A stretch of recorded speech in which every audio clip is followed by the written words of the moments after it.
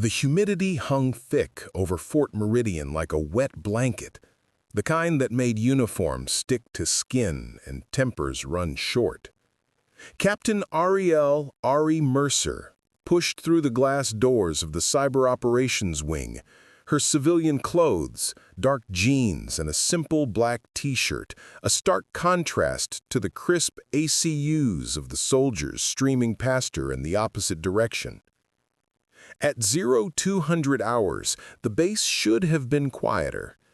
Instead, red and blue lights strobed across the main thoroughfare, casting eerie shadows between the modern glass buildings that made Fort Meridian look more like a tech campus than a military installation. Ari paused, adjusting the strap of her laptop bag, and watched the military police checkpoint ahead with practiced interest. Before we jump back in, tell us where you're tuning in from, and if this story touches you, make sure you're subscribed, because tomorrow I've saved something extra special for you. Random security sweep? She murmured to herself, though nothing about the MP's setup looked random.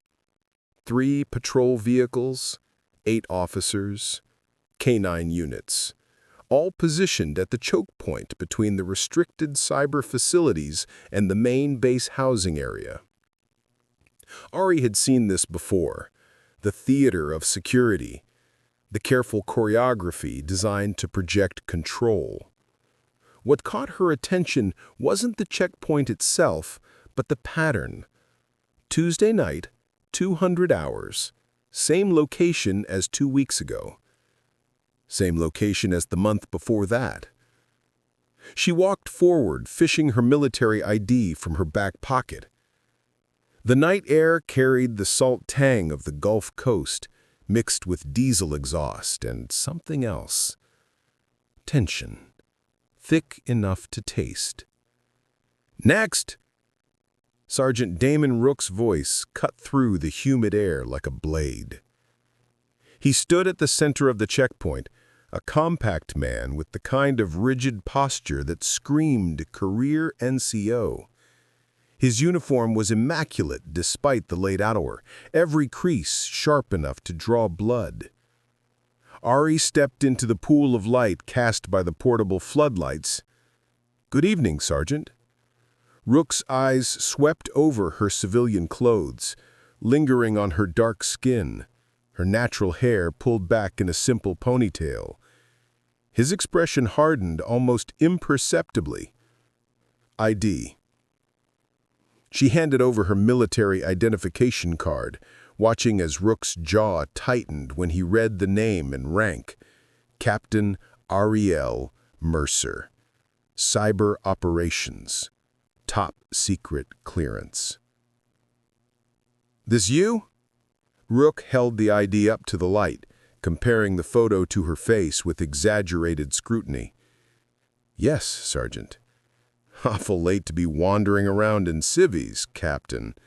The title dripped from his mouth like an accusation.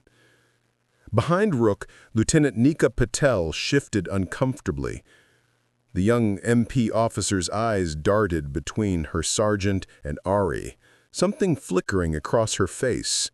Recognition, perhaps, or unease. "I was working late in the cyber wing, heading back to my quarters." Working late. Rook turned the ID over in his hands, his thick fingers tracing the edges as if searching for flaws. "Funny thing about working late. Most folks do it in uniform, unless they got something to hide." The checkpoint grew quieter. Other soldiers in line craned their necks to watch the exchange. Ari felt the familiar knot forming in her stomach, the one that had been there since she was 12 years old and first learned that being excellent wasn't enough, that being right wasn't protection, that sometimes the uniform didn't matter as much as the skin wearing it. "I often work in civilian clothes when interfacing with contractor systems," she said, keeping her voice level. "It's standard procedure for cyber operations." Standard procedure. Rook stepped closer, close enough that she could smell the coffee on his breath, see the small scar cutting through his left eyebrow. "You know what standard procedure is, Captain? Following lawful orders. Cooperating with security sweeps. Not getting smart with NCOs who are just trying to do their job." Lieutenant Patel cleared her throat softly. "Sergeant, the ID appears—" "I'll determine what appears what, Lieutenant." Rook's voice snapped like a whip. Patel fell silent, but Ari caught the way her hands clenched at her sides. "Sergeant," Ari said carefully, "is there a specific concern about my identification? I'm happy to contact my commanding officer if verification is needed." Rook's smile was cold as January rain. "Your commanding officer. Right. Tell me, Captain, what exactly were you doing in that building at 0200 hours? Specifically?" The question hung in the air like smoke. Around them, the normal sounds of the checkpoint had faded. Even the other MPs had stopped their conversations, sensing the shift in atmosphere. Ari looked at Rook for a long moment, reading the challenge in his eyes, the way his hand rested casually on his radio. She thought about her grandmother, who had desegregated a VA ward in Birmingham with nothing but stubbornness and a nursing degree. She thought about her grandfather, who had kept bombers flying over Europe when people said black hands couldn't be trusted with American aircraft. "I was reviewing network security protocols," she said. "Classified protocols, which I'm sure you understand I can't discuss in detail." "Classified protocols," Rook nodded slowly. "Convenient." "Sergeant Rook," Patel's voice was barely above a whisper, but it carried. "Perhaps you should remember your place, Lieutenant." Rook's attention never wavered from Ari. "Now, Captain, I'm going to need you to empty your bag. Slowly." The checkpoint had gone dead silent now. Ari felt the weight of dozens of eyes on her, soldiers who had stopped to watch the show. Some looked uncomfortable, others simply curious. A few, too few, looked concerned. "My bag contains classified materials," Ari said. "I'm not authorized to display them in an open environment." "Then you've got a problem." Rook keyed his radio. "Control, this is Checkpoint Alpha. I need additional units for a possible security violation." The radio crackled back immediately. "Copy, Alpha. Units en route." Ari felt the moment crystallizing around her like ice forming on a windshield. She had been here before, not physically, but emotionally. The space between compliance and dignity, between following orders and standing up for herself. The space where black women lived their entire lives. "Sergeant," she said quietly, "I'm going to ask one more time. What specific regulation am I accused of violating?" Rook's smile widened. "Failure to comply with lawful orders. Suspicious behavior during a security sweep. Take your pick, Captain." Behind him, Lieutenant Patel was staring at the ground, her knuckles white where she gripped her duty belt. The canine handler had moved closer, his German shepherd, Scout, according to his vest, sitting at perfect attention but ears forward, reading the tension in the air. "This is your last chance," Rook said, his voice carrying the weight of absolute certainty. "Empty the bag, submit to search, and maybe we can forget this little attitude problem. Or we can do this the hard way." Ari looked at him for a long moment, then at Patel, then at the growing crowd of spectators. She thought about the sealed badge in her pocket, the one that could end this confrontation in seconds. But ending it wasn't the point. Understanding it was. "The hard way it is," she said softly. Rook's hand moved to his handcuffs.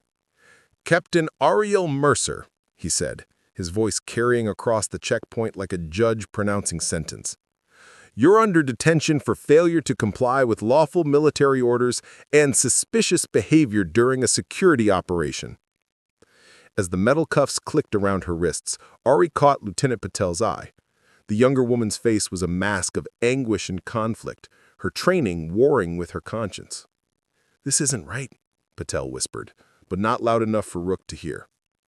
Ari nodded once, a small gesture that said, "I know, but sometimes wrong has to happen before right can follow." As they led her toward the MP station, Ari pressed her thumb on her smartwatch in a specific pattern. 3 short, 2 long. Directive Helios was awake. The MP station smelled like stale coffee and industrial disinfectant, fluorescent lights humming overhead with the kind of persistent buzz that made temples ache. Ari sat in the metal folding chair they'd provided, hands still cuffed behind her back, watching Sergeant Rook pace behind the booking desk like a caged predator savoring his kill. "Let's start with the basics." Rook pulled out a fresh incident report form. His movements were theatrical, each gesture designed to emphasize his control over the situation. Full name, rank, and serial number. Captain Arielle Mercer, serial number 123-456-789. Ari's voice remained steady, professional. She had given them enough rope. Now she would see how far they were willing to hang themselves with it. Lieutenant Patel stood near the door, shifting her weight from foot to foot like she wanted to run. The younger officer hadn't said a word since they'd entered the building, but Ari could read her conflict in her posture, the way her eyes kept darting between Rook and the incident report. "Service member claims to be assigned to cyber operations," Rook narrated as he wrote, his voice dripping with skepticism. "Found in civilian clothes during security sweep, refused to comply with search procedures, displayed hostile attitude toward military police personnel." "That's not accurate," Ari said quietly. Rook's pen stopped moving. "Excuse me? Your report. It's not accurate. I complied with all lawful orders. I provided identification when requested. I explained my presence on base and offered to contact my commanding officer for verification. You got smart with me. I answered your questions truthfully." Rook slammed the pen down hard enough for Patel to jump. "Listen here, Captain, or whoever you are. I've been doing this for 15 years. I know trouble when I see it, and I know when someone's trying to play games with military authority." 15 years, Ari repeated thoughtfully. "That's a long time to develop patterns." Something flickered in Rook's eyes, maybe uncertainty, or the first whisper of recognition that this wasn't going the way he expected.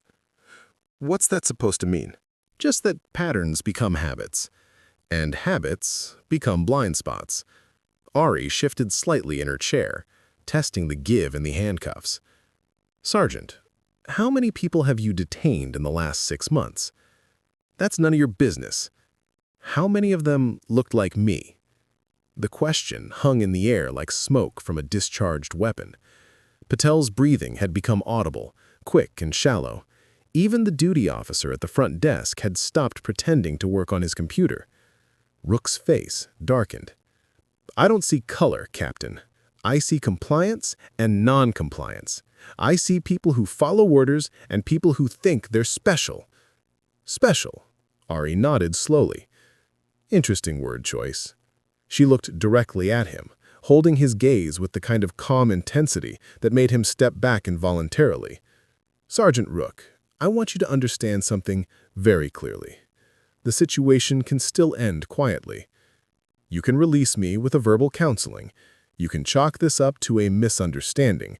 You can file your report however you want, and by morning, this will be forgotten. Is that a threat? It's an opportunity." Rook's laugh was harsh, brittle. "Lady, I don't know what kind of games you think you're playing, but this isn't some civilian police station where you can lawyer your way out. This is the military. We have standards, we have discipline, and we don't back down from people who think they can intimidate us." "Standards," Ari repeated. "Yes, let's talk about standards." She took a deep breath, feeling the weight of what came next. "Lieutenant Patel, I need you to witness something." Patel straightened, confusion clear on her face. "Ma'am? I need you to witness the contents of my front left pocket. Sergeant Rook, I'm going to ask you to retrieve an item from my person, very carefully." Rook's eyes narrowed. "What kind of item?" "The kind that's going to change everything." Ari's voice was soft, but carried an edge of steel. "Reach into my front left pocket. you'll find a small, sealed case. Open it. I'm not playing games. Open it. Something in her tone made Rook pause. He looked at Patel, who nodded slowly, then moved around behind Ari's chair. His fingers fumbled at her pocket, withdrawing a small black leather case about the size of a passport cover. "What is this?" he muttered, turning it over in his hands. "Open it," Ari repeated. The case opened with a soft click. The badge inside was like nothing either MP had ever seen. 5 stars arranged in a perfect circle around an eagle, the metal so polished it seemed to glow under the harsh fluorescent lights. Below it, a card with official seals and signatures, text that began with the words, "By authority of the Secretary of Defense." Rook's face went white. This can't be. 5-star General Authority Badge. Serial number 001. Issued under the authority of General Elias Vaughn, General of the Defense Networks. The only active 5-star commission in the United States military. She paused, letting that sink in. As of 2100 hours tonight, I am operating under direct delegation of 5-star authority for the purpose of base readiness assessment. The case tumbled from Rook's nerveless fingers, clattering on the concrete floor. Lieutenant Patel stepped forward, her face pale, but her voice steady. "Sergeant, this appears to be authentic military documentation." "It's fake." Rook's voice was barely above a whisper, but he was already reaching for the case, studying the badge with the desperate intensity of a man watching his career crumble. "There are no 5-star generals anymore. There haven't been since World War II. Correct. Congress reauthorized the rank in 2031 for cyber defense purposes only. 1 billet, 1 general. General Vaughn was confirmed 18 months ago." She paused. "I work directly for him." Patel was reading the authorization card over Rook's shoulder, her lips moving silently as she processed the official language, the seals, the signatures. "Sergeant, this documentation appears legitimate. The seals match DoD standards. The authorization numbers check out." "Shut up." Rook's command was sharp, but his hands were shaking as he held the badge. Just let me think." "Take your time," Ari said. "But while you're thinking, you should know that at 12 minutes ago, I activated Directive Helios. It's a comprehensive base audit protocol. By now, Joint Inspector General teams are being notified, civil rights observers are en route, and an artificial intelligence auditor is correlating every security camera feed, every incident report, every complaint filed on this base in the past 2 years. The color drained from Rook's face entirely. "The good news is," Ari continued, "that Helios is designed for transparency, not punishment. If you release me now, if you cooperate fully with the audit, if you help us understand how these patterns developed, then we can fix the system without destroying careers." She leaned forward slightly, the handcuffs clinking softly. "But if you continue down this path, if you try to cover this up or intimidate witnesses or tamper with evidence, then Helios becomes less about reform and more about justice. And Sergeant Rook, I promise you don't want to find out what 5-star justice looks like." The MP station had gone completely silent, except for the humming of the fluorescent lights and the distant sound of vehicles approaching the building. Rook stared at the badge in his hands, his entire world shifting beneath his feet like sand in a hurricane. Outside, car doors began slamming shut. The first indication that Directive Helios had awakened came not from the approaching vehicles, but from the duty officer's computer terminal. The screen flickered once, then displayed a message in stark white letters against a black background. "Helios Audit Protocol Active, Fort Meridian, Comprehensive Review. All personnel stand by for instructions." Corporal Martinez at the front desk stared at his monitor in confusion. "Sergeant, I'm getting some kind of system-wide notification. It says—" "I can read." Rook's voice was hollow, the fight draining out of him as he watched his carefully constructed world begin to dismantle itself in real time. He was still holding Ari's badge, turning it over in his hands like a talisman that might somehow make this all go away. The building's main door opened with a pneumatic hiss, and 3 figures entered in rapid succession. The first was a woman in a sharp gray suit, her dark hair pulled back in a severe bun, carrying a briefcase that looked like it cost more than most soldiers made in a month. Behind her came 2 men in crisp ACUs with Inspector General's patches, their faces professionally neutral, but their eyes taking in every detail of the scene. Ms. Leora Ames, Department of Justice, Civil Rights Division, the woman announced, producing credentials with practiced efficiency. I'm here as a federal observer under Directive Helios. These are Colonel Bhattacharya and Major Torres from the Joint Inspector General's office. Lieutenant Patel snapped to attention automatically. Even Rook straightened, though his movements seemed mechanical, disconnected. "Ma'am," Patel began, "there's been some kind of misunderstanding." "Yes, Lieutenant, I'm sure there has been." She looked directly at Ari, still handcuffed in the metal chair. "Captain Mercer, are you injured?" "No, ma'am, though I would appreciate being uncuffed at your earliest convenience." Colonel Bhattacharya, a compact woman with graying temples and the bearing of someone who had seen every variety of military stupidity, stepped forward. "Sergeant Rook, release Captain Mercer immediately." "Sir." "Ma'am, I need to understand what's happening here. This badge, this authority, I've never seen anything like." "Because it's classified, which you would have learned if you'd followed proper procedure and contacted the duty officer instead of playing cowboy." She nodded toward Patel. "Lieutenant, the keys." As Patel fumbled with the handcuff keys, Ames opened her briefcase and withdrew a tablet, her fingers moving across the screen with practiced precision. "Argus is already online." "Interesting." "Argus?" Rook asked weakly. "Artificial Intelligence Audit System," Ari said, rubbing her wrists as the cuffs came off. "It's been analyzing your base's data for the last 14 minutes. Security camera feeds, incident reports, personnel files, complaint logs, armory records, vehicle tracking, communications metadata. By now, it has a pretty comprehensive picture of how Fort Meridian operates." As if summoned by her words, every screen in the MP station flickered and displayed the same image, a stylized eye surrounded by concentric circles with text scrolling rapidly beneath it. "Argus Audit System Online, analyzing 47,382 data points, pattern recognition 73% complete, anomalies detected 247, priority alerts 12. "Jesus," Martinez breathed, staring at his monitor.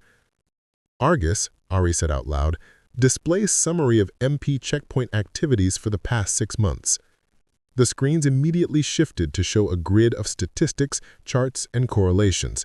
Even from across the room, the patterns were unmistakable. A clear disparity in who got stopped, who got searched, who got detained.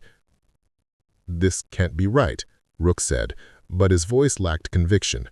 "We follow protocols. We don't profile. We—" "Argus," Ames interrupted, "what is the demographic breakdown of individuals detained for failure to comply with lawful orders in the past 90 days? The screen populated with a pie chart that made everyone in the room go silent. 73% of detentions were of Black or Latino service members, despite those groups representing only 28% of base personnel. "Coincidence?" Rook whispered. "Argus, what is the correlation between detention rates and time of day, location, and supervising NCO?" The new display was damning. Night shift detentions were 3 times higher than day shift. Checkpoint Alpha, Rook's preferred location, showed detention rates 5 times the base average, and Sergeant Rook's name appeared on 81% of the questionable stops. Colonel Bhattacharya studied the data with the detached interest of a scientist examining bacteria. "Sergeant, you want to explain these statistics?" The room went dead silent. Ari felt a surge of hope mixed with apprehension. "Go ahead, Corporal." Jay pulled out his phone, then seemed to think better of it. "Actually, ma'am, it's not on my phone. I've been keeping a written log. Old school, you know? Because I figured if I ever needed to prove anything. He trailed off, looking around at his fellow service members. "Corporal," Ames said gently, "would you be willing to share that log with our investigators?" "Yes, ma'am. I've got dates, times, locations, badge numbers, everything." Jay's voice grew stronger as he spoke. "I started keeping track after the third time they stopped me coming back from the motor pool. Same route, same time of day, same excuse about random security sweeps." Another hand went up. Staff Sergeant Mila Kovacs from the Armory section, her expression carefully neutral. "Ma'am, there might be other irregularities worth examining." "Such as?" "Equipment discrepancies. Items signed out that never get returned. Serial numbers that don't match the logs." Kovacs spoke with the precision of someone who had been keeping meticulous records. "I maintain duplicate ledgers because the official system has gaps." Colonel Bhattacharya, seated near the wall taking notes, looked up sharply. "What kind of equipment, Staff Sergeant?" "Electronics, mostly. Phones, tablets, laptops, things that get confiscated during searches and then somehow fall through the cracks in the evidence system." The room buzzed with quiet conversation. Arielle raised her hand for silence. "Argus, cross-reference evidence locker logs with MP incident reports for electronics confiscations." The screen immediately populated with data. The results showed a disturbing pattern. High rates of electronics confiscation, but low rates of items being returned to owners or properly disposed of through official channels. "There's something else," said a voice from the middle of the room.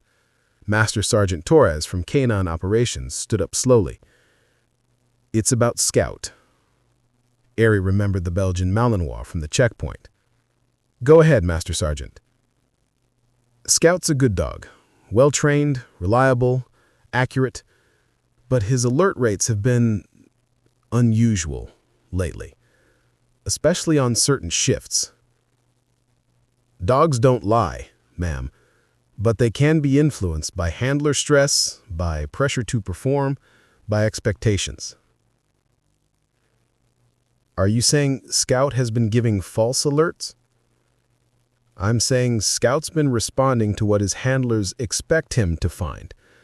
And lately, those expectations have been pretty specific about who he should alert on." The implications hung heavy in the air. A fabricated probable cause from a canine unit could justify almost any search, any detention.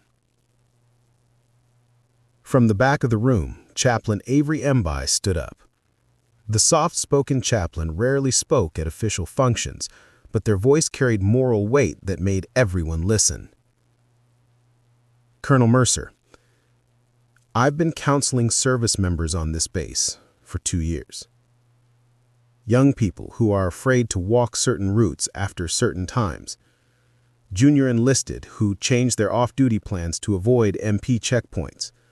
Talented soldiers considering not re-enlisting because they feel targeted and unsafe. These aren't just statistics. These are people whose service to their country has been poisoned by fear of their own military police."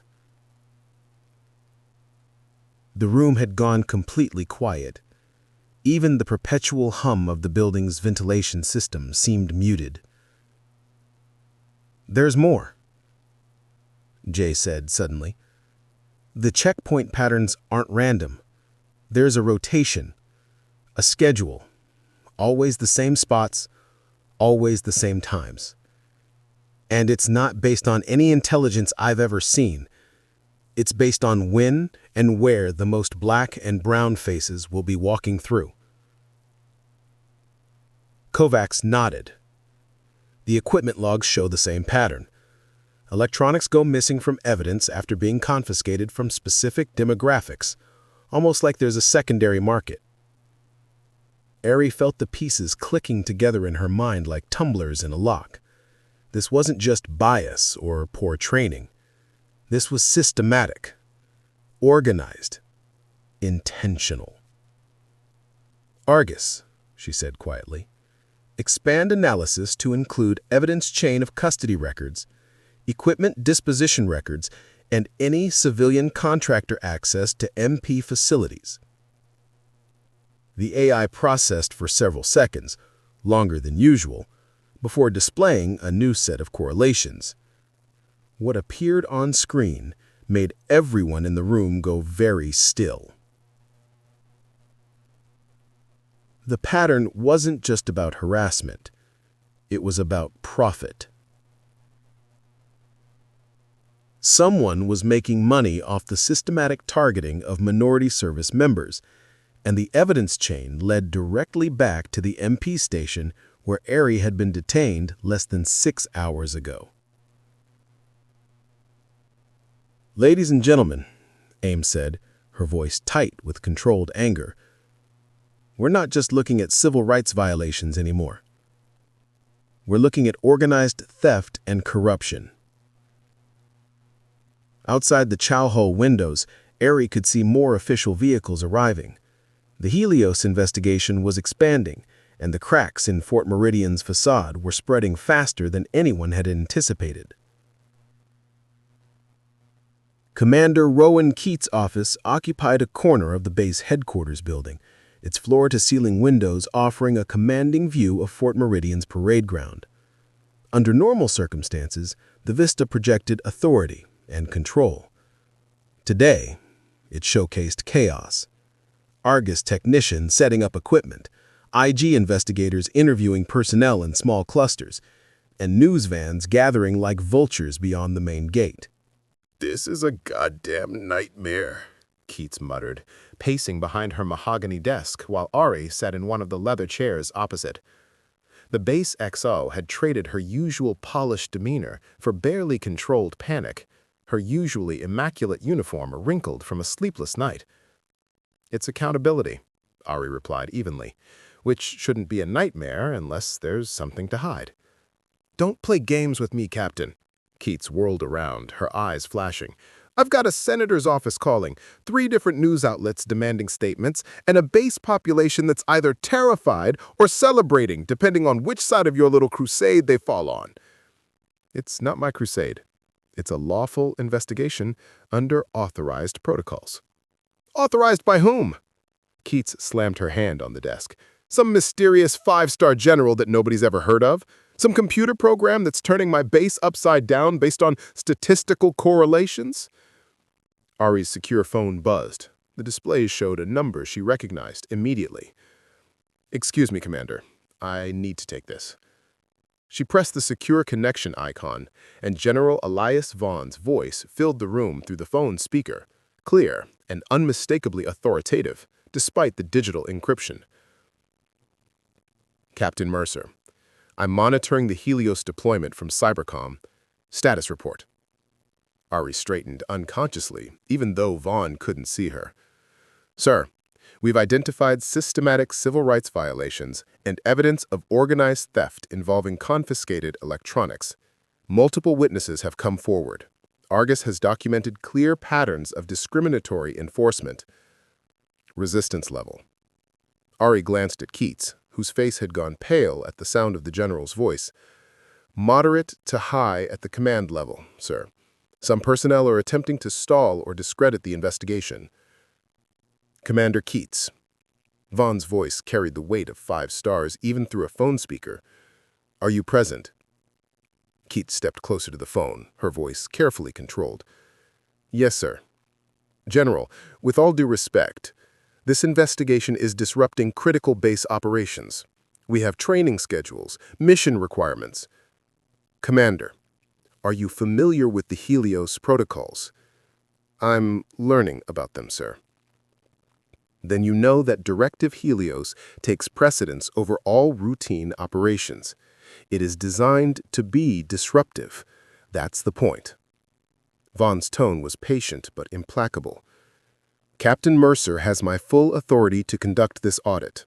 Any interference will be considered obstruction of a lawful investigation under my direct command." Keats's jaw worked silently for a moment.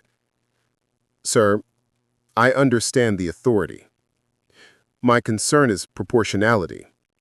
We're talking about statistical anomalies, possible procedural errors. Commander, we're talking about service members being systematically targeted based on their race and ethnicity. We're talking about theft of personal property under color of law. We're talking about constitutional violations committed by people sworn to protect those same rights. His voice hardened. If you consider that a procedural error, then perhaps we need to examine your fitness for command as well. The silence that followed was deafening. Ari watched Keats's face cycle through anger, fear, and calculation before settling on carefully neutral professionalism. Of course, sir. I'll provide full support to Captain Mercer's investigation. See that you do. Captain, continue your mission. Report any obstruction directly to me. The line went dead. Keats stared at the phone for a long moment, then walked to her window and stood with her back to Ari. 23 years, she said quietly. 23 years of perfect fitness reports, stellar evaluations, one mistake. She turned around, and Ari was surprised to see genuine anguish in her eyes. Do you know what it's like being the only woman in command-level meetings? The only person who has to prove herself every single day?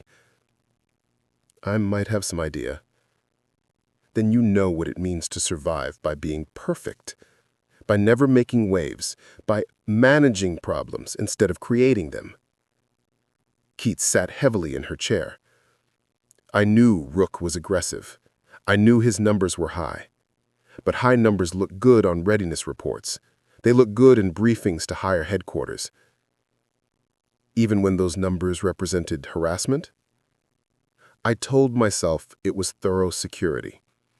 I told myself it was proactive policing. I didn't look too closely at the demographics because I didn't want to see what was there. Ari's tablet chimed with an urgent notification. She glanced at it and felt her stomach tighten. Commander, we have a problem. What now? Argus is showing attempted data deletion in the MP evidence system. Someone's trying to purge electronics logs going back 18 months. Ari stood up, already moving toward the door. Keats was right behind her. Who has those codes? According to this, Sergeant Rook accessed them 20 minutes ago. They ran through the base headquarters corridors, Ari's boots echoing off polished floors as she coordinated with the IG team through her earpiece. Behind them, Keats's radio crackled with reports from across the base. MP vehicles leaving their assigned patrol areas, sudden maintenance issues with security cameras, and what appeared to be coordinated absence of key personnel. They're destroying evidence, Keats said, her voice tight with realization. Jesus Christ, they're actually destroying evidence.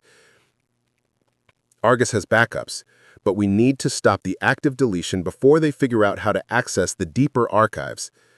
They reached the MP station to find it eerily quiet. The normal bustle of activity was gone, replaced by the hum of computers and the soft clicking of keyboards. Through the main window, Ari could see Rook at a terminal, his fingers flying across the keys while two other MPs stood guard. He's supposed to be suspended, Keats said. Apparently he disagreed with that assessment. Ari keyed her radio. All Helios units, converge on MP station. Active evidence tampering in progress. As if summoned by her words, vehicles began arriving from multiple directions. IG investigators, Argus technicians, and Miss Ames in her official sedan. But even as they surrounded the building, Ari could see the deletion progress bar on Rook's screen advancing steadily. Commander, she said quietly, this is where you choose which side of history you want to be on. Keats looked at the building, at the arriving investigators, at the progress bar visible through the window. Then she keyed her own radio. All MP personnel, this is Commander Keats. You are ordered to cease all computer access immediately and step away from your terminals. Any personnel involved in data destruction will be placed under immediate arrest and face federal charges." The progress bar stopped. Through the window, they could see Rook's shoulders slump in defeat as he raised his hands and stepped back from the computer. But Ari knew this was just the beginning. If Rook was willing to risk federal charges to destroy evidence, then what they were about to uncover was worse than anyone had imagined. The evidence locker smelled like dust and stale air, fluorescent lights flickering over rows of metal shelving that stretched from floor to ceiling. Ari stood beside Staff Sergeant Kovacs as the armory custodian pulled out drawer after drawer, each one revealing the careful documentation that had become her obsession over the past 2 years. "I started keeping the shadow ledgers after the third discrepancy," Kovacs explained, her Hungarian accent barely noticeable after decades in America. "Official log says equipment returned to owners. My records show different story." She opened a thick binder filled with meticulous handwriting, each entry cross-referenced with serial numbers, dates, and photographic evidence. "Look here. iPhone confiscated from Corporal Martinez 15th March. Official log says returned 20th March, but Martinez never got it back. I know because he asked me to check the armory records." Miss Ames leaned over the ledger, her pen moving rapidly across her notepad. "How many discrepancies are we talking about, Staff Sergeant?" "In past 18 months, 247 items. Phones, tablets, laptops, gaming devices, smartwatches. Total value, approximately $93,000. Ari felt the pieces clicking into place. "Argus, correlate Staff Sergeant Kovacs' shadow ledger with official evidence disposition records." The tablet in her hands populated with data that made her jaw clench. The pattern was undeniable. Items confiscated from minority service members had a mysteriously high rate of administrative error in the return process, while items taken from white personnel was returned with clockwork precision. This isn't just bias. This is theft with a racial selection criteria. Colonel Bhattacharya appeared in the doorway, her face grim. "Captain, we've got your contractor connection. Mickey Sloan, civilian logistics contractor. He's been accessing the evidence locker twice weekly for audits that don't match any official schedule." "Where is he now?" "That's the problem. He hasn't shown up for work today. His civilian credentials were used to access the base at 05:30, but there's no record of him leaving." Kovacs closed her ledger with a snap. "If he's still on base, I know where to find him." They followed her through the maze of storage facilities that occupied the industrial section of Fort Meridian, past motor pools and maintenance bays, until they reached a nondescript warehouse marked only with a number, Building 847. Kovacs produced a set of keys that definitely weren't standard issue. "I make it my business to know what happens to missing equipment," she said by way of explanation. Inside, the warehouse was divided into makeshift sections, a packing area with boxes and bubble wrap, a testing station with laptops and tablets connected to various cables, and what appeared to be a photography setup for creating online listings. "Jesus," Bhattacharya breathed, taking in the scope of the operation. At the far end of the warehouse, Mickey Sloan looked up from a laptop screen, his face cycling through surprise, calculation, and resignation in the space of 3 seconds. He was younger than Ari had expected, maybe 30, with the kind of practiced smile that suggested he'd talked his way out of trouble more than once. "Ladies," he said, slowly raising his hands, "I suppose you're here about the audit." "Among other things," Ames replied, her camera already documenting the scene. "Mickey Sloan, I presume?" "That's me, though I prefer to think of myself as a logistics efficiency consultant." His grin was rueful. "I'm guessing that won't hold up in court." Ari stepped closer, studying the operation.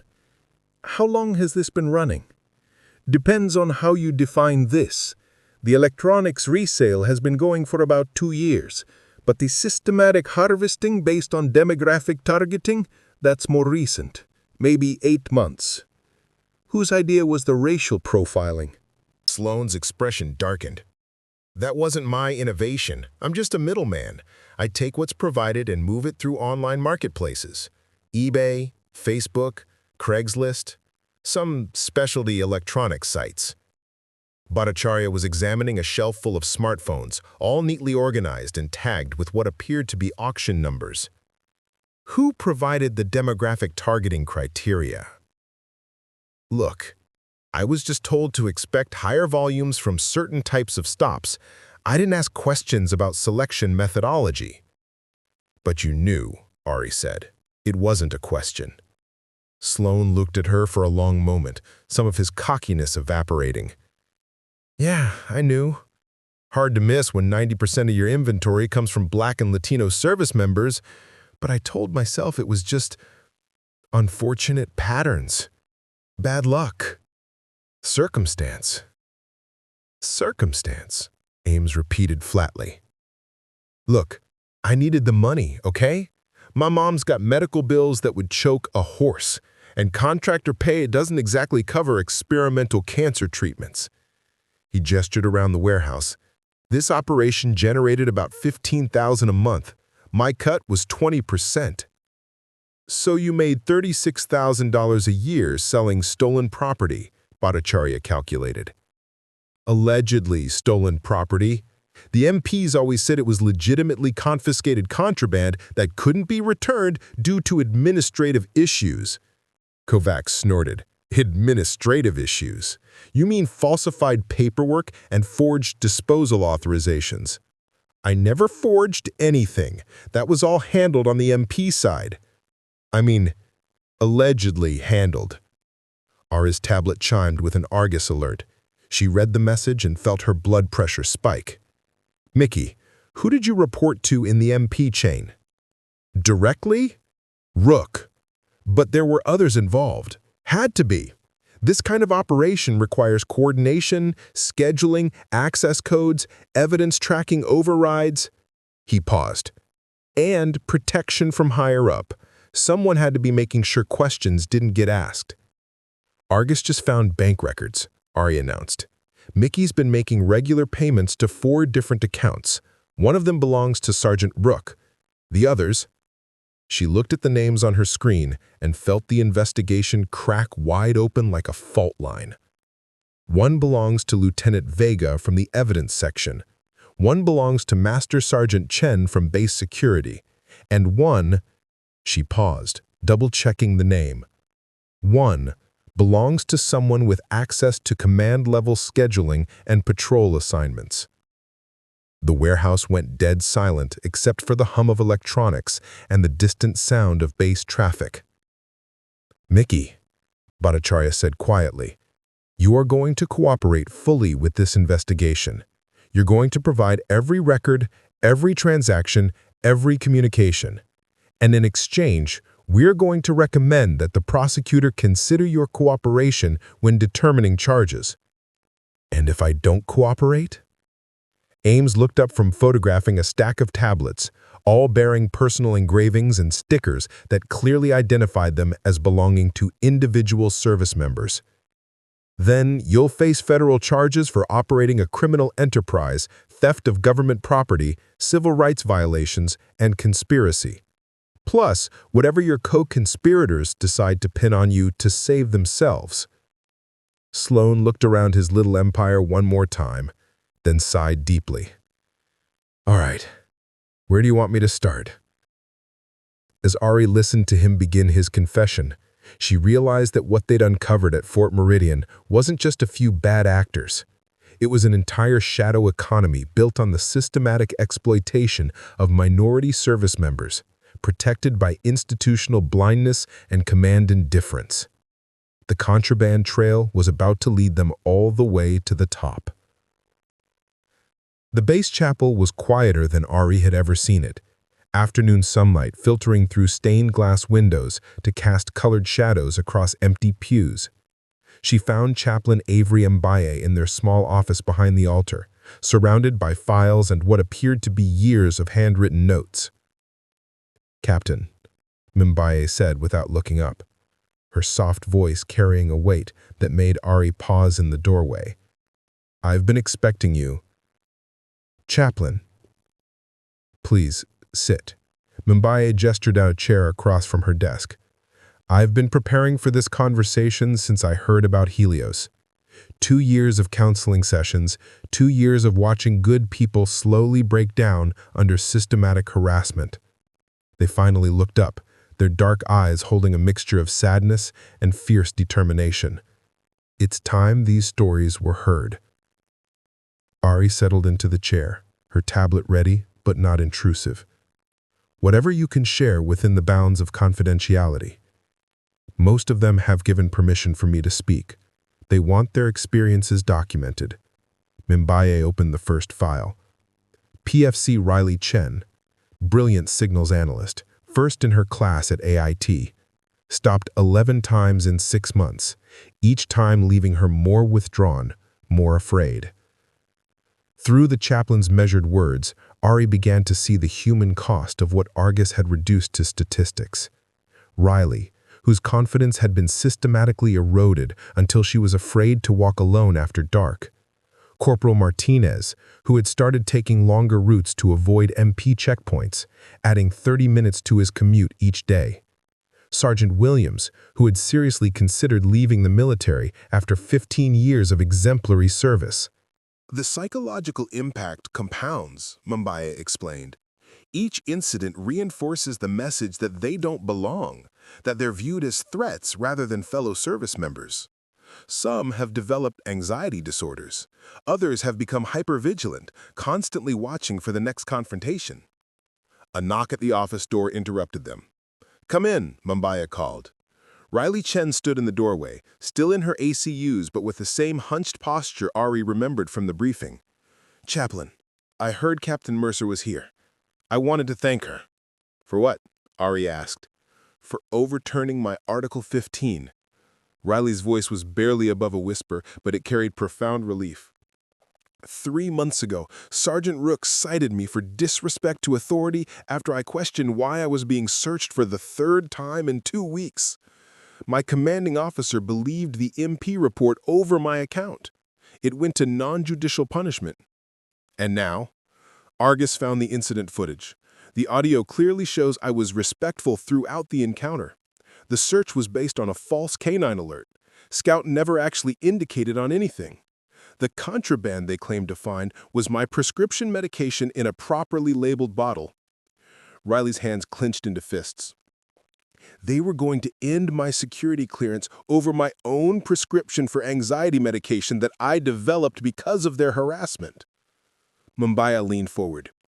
"Riley represents dozens of similar cases, young people whose careers were damaged or destroyed based on fabricated reports, false evidence, and command structures that automatically believed the MPs over the service members they were supposed to protect.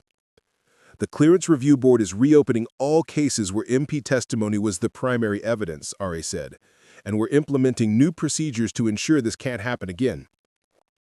"But what about the people who already left?" Riley asked, her voice growing stronger. "What about the soldiers who didn't fight the charges because they knew the system wouldn't believe them?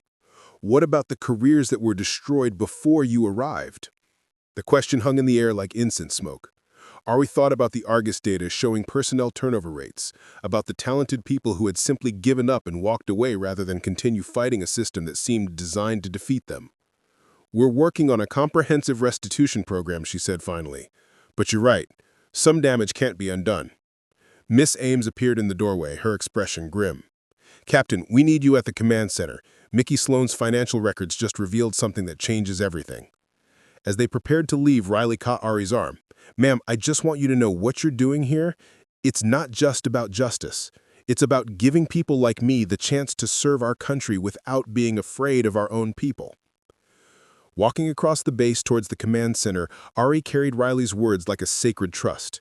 The statistics mattered, the evidence mattered, the legal proceedings mattered, But at the heart of it all were individual human beings whose dreams of service had been twisted into nightmares of suspicion and fear.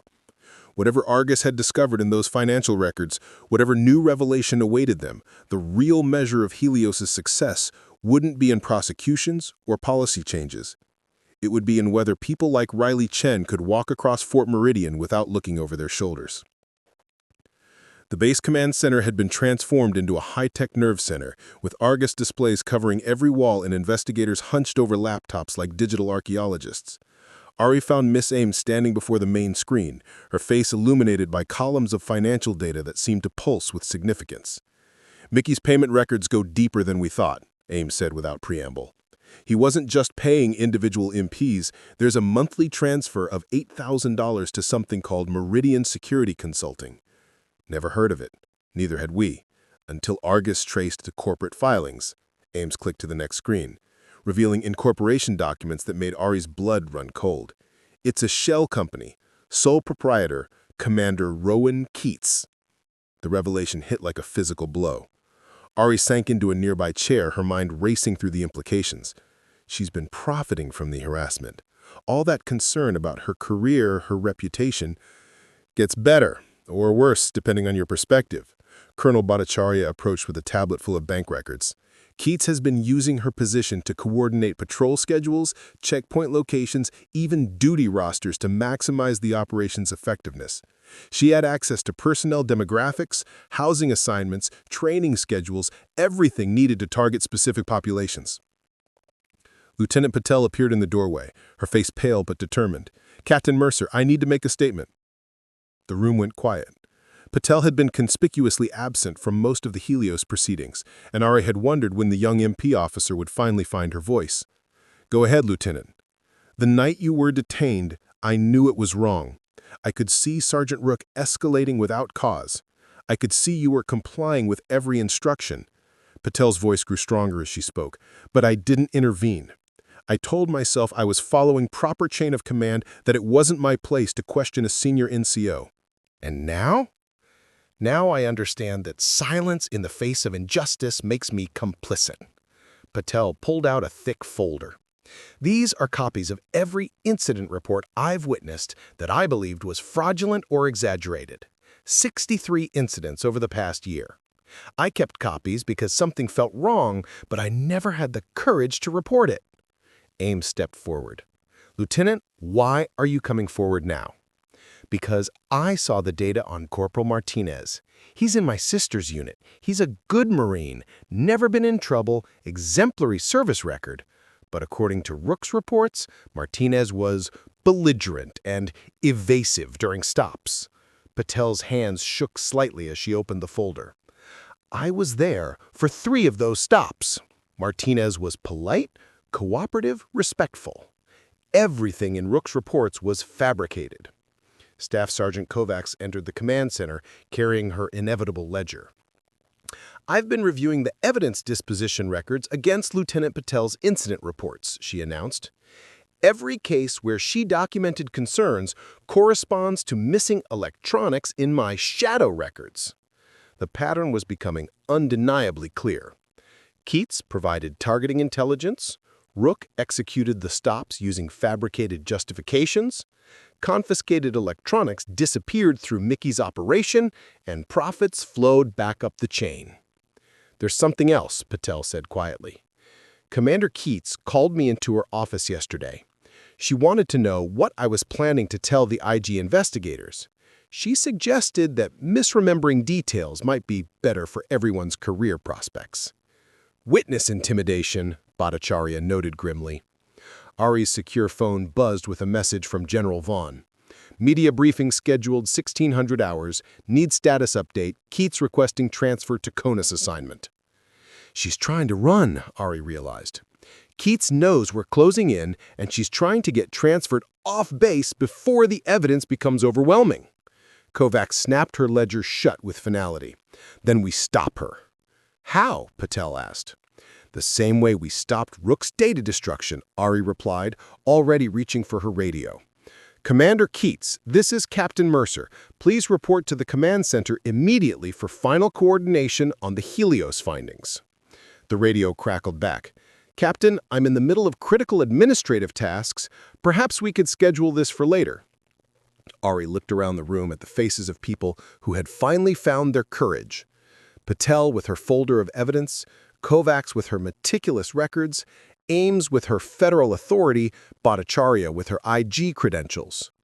"Commander, this isn't a request. This is a lawful order under 5-star authority. Report to the command center immediately or I'll have base security escort you here." A long pause, then, "On my way." As they waited for Keats's arrival, Ari realized that the investigation had reached its crucial turning point. The evidence was overwhelming, the financial trail was clear, and the human cost was documented. But the hardest part was still ahead. Confronting someone who had betrayed not just the trust of her position, but the fundamental values they had all sworn to defend. The door opened, and Commander Keats walked in, her uniform perfect, but her eyes showing the strain of someone who knew their world was about to collapse. Commander Keats entered the command center like she was inspecting troops, spine straight, eyes forward, every detail of her uniform regulation perfect. But Ari noticed the tell. Her hands, clasped behind her back, were trembling slightly. "You wanted to see me, Captain?" Keats's voice carried its usual crisp authority, but there was an underlying tension, like a wire stretched too tight. "Have a seat, Commander," Ari gestured to a chair, positioned directly in front of the main Argus display. "We need to discuss Meridian Security Consulting." For just a moment, Keats's composure cracked. Her eyes flicked to the financial records on the screen, then to the faces of everyone in the room. Patel, Kovacs, Ames, Bhattacharya, all watching her with expressions ranging from disappointment to disgust. "I'm not familiar with that entity," she said, but her voice lacked conviction. "Argus," Ari said quietly, "display incorporation documents for Meridian Security Consulting." The screen filled with legal paperwork bearing Keats's signature, her social security number, her base quarters address as the business location. "Perhaps you'd like to reconsider your answer?" Keats stared at the documents for a long moment, her jaw working silently. When she finally spoke, her voice was different, smaller, more human. "I never meant it for it to go this far." "How far did you mean for it to go?" Colonel Bhattacharya asked. "It started as efficiency. Rook was good at security sweeps, thorough, high success rates. Command liked his numbers. I just helped optimize his patrol routes, his timing." She looked around the room, searching for understanding she wouldn't find. "When did it become about profit?" Ames' voice was ice cold. "I have a daughter at Stanford. Do you know what tuition costs? My ex-husband stopped paying child support 2 years ago, and military pay doesn't cover—" She stopped herself, seeming to realize how pathetic the explanation sounded. Lieutenant Patel stepped forward. "Ma'am, you used me. You used all of us.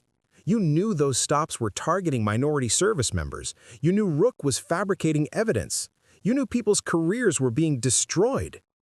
"I thought we were maintaining order." Keats' voice rose, defensive. "These young troops today, they don't respect authority like we did. They question everything, challenge every directive." "They were following lawful orders," Ari cut her off.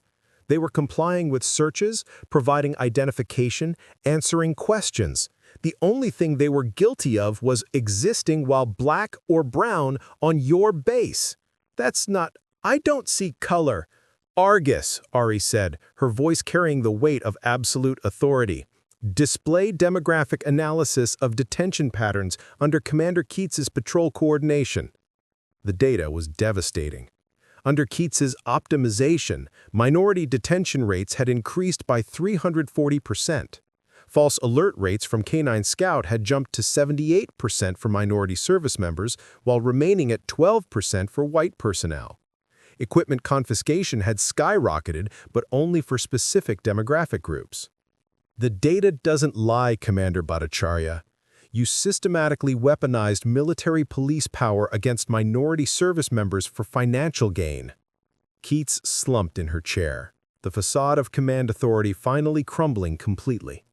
"I told myself they were just numbers, statistics. I didn't think about the individual faces, the individual lives. People like Corporal Martinez? Patel asked, her voice sharp with anger. People like PFC Chen? People like Captain Mercer?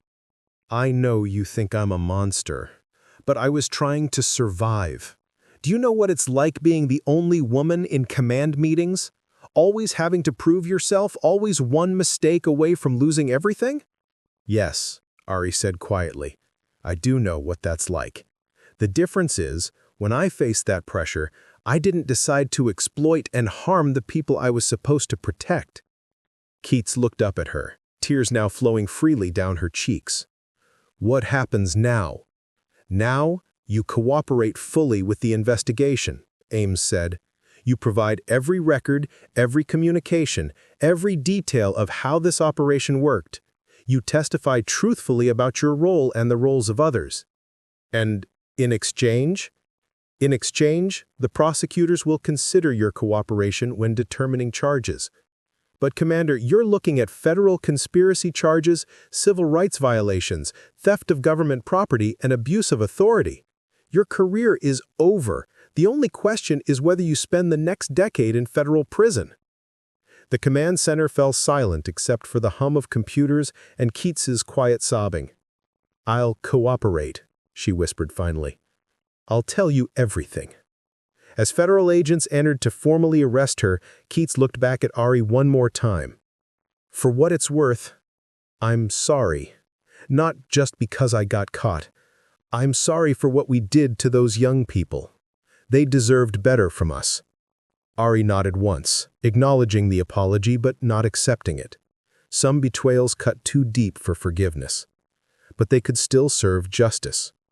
3 months later, Ari stood in the same spot where Sergeant Rook had first detained her, watching the controlled demolition of Checkpoint Alpha. The permanent installation was being replaced by a mobile security system that rotated locations based on actual threat intelligence rather than demographic targeting. The morning sun cast long shadows across Fort Meridian as service members walked freely along routes that had once been corridors of harassment. No more late-night profiling, no more fabricated stops, no more stolen dignity disguised as security. Hard to believe it's only been 3 months, Lieutenant Patel said, joining her at the observation point. The young MP officer wore new rank insignia. She'd been promoted to captain and placed in charge of implementing the new community policing protocols. Feels like a lifetime, Ari agreed. How's the transition going? Slowly, but steadily. Patel consulted her tablet, now loaded with transparent accountability metrics instead of hidden quotas. Complaint rates are down 60%, community trust surveys show steady improvement, and the new MP training curriculum is getting positive feedback. The reforms had been comprehensive but measured. Scout had been retrained with proper handling protocols, his false alert rate dropping to normal levels. The evidence procedures had been completely overhauled with digital chain of custody tracking. Most importantly, civilian oversight positions had been embedded at every level. Captain Mercer? A familiar voice called from behind them. Ari turned to see Riley Chan approaching, no longer the frightened PFC from the chapel, but a confident signals analyst whose security clearance had been fully restored. Behind her walked Corporal Martinez, Jai Okafor, and a handful of other service members who had found their voices during the Helios investigation. We wanted to thank you before you left, Riley said. You don't need to thank me. You found your own courage. Maybe, but you showed us it was possible to fight back and win. Jay gestured toward the demolition site. That checkpoint used to represent everything that made us feel unwelcome here. Now it represents the fact that things can change. Ms. Ames emerged from a nearby building, her briefcase replaced by a small backpack. She was staying on as the permanent civil rights monitor for Fort Meridian. The final restitution checks went out yesterday. Total of $1.2 million to affected service members, plus career rehabilitation assistance. Staff Sergeant Kovacs appeared with her inevitable ledger, though this one tracked restoration rather than theft. All confiscated items have been returned or replaced. Evidence procedures are now fully automated with blockchain verification. No more shadow ledgers needed. What about the people responsible? Martinez asked. Rook pled guilty to federal conspiracy charges. 18 months in prison, reduction to E1, forfeiture of all benefits, Patel reported. Keats received 5 years for conspiracy and civil rights violations. Mickey Sloan got 2 years suspended sentence in exchange for his cooperation. And the base? Riley asked. Eerie looked around at the people gathered. Former victims who had become advocates, witnesses who had found courage, officials who had chosen accountability over convenience. The base is healing. But healing isn't the same as healed. It requires constant attention, constant vigilance. Her secure phone buzzed with a message from General Vaughn. Next assignment ready. Similar patterns detected at 3 other installations. Helios needed. She looked at the message, then at the faces around her. People who had discovered they could change systems that seemed unchangeable. Who had learned that speaking truth to power was not only possible, but necessary. Will you stay in touch? Riley asked. The work continues, Eerie said, but so do all of you. The real test isn't whether one investigation can fix things, it's whether the people who live and work here every day choose to keep fixing things. As she walked toward her car, Eerie felt the weight of the 5-star authority badge in her pocket. Not a burden this time, but a responsibility. Somewhere other service members were facing the same harassment, the same exploitation, the same institutional blindness that had poisoned Fort Meridian. But they were also surrounded by potential allies who just needed to see that change was possible. Her phone rang. General Vaughn's voice was crisp and direct. Captain, how soon can you be at Fort Carson? Eerie looked back one more time at Fort Meridian, where people were walking freely, talking openly, serving proudly, where accountability had replaced impunity and transparency had displaced cover-ups. Give me 12 hours, sir. The work of justice was never finished, but it could always begin again. Up next, we have 2 more incredible stories that are waiting for you. Just click the image you want to watch and it will take you there. If you enjoyed this video, make sure to subscribe. It would mean a lot.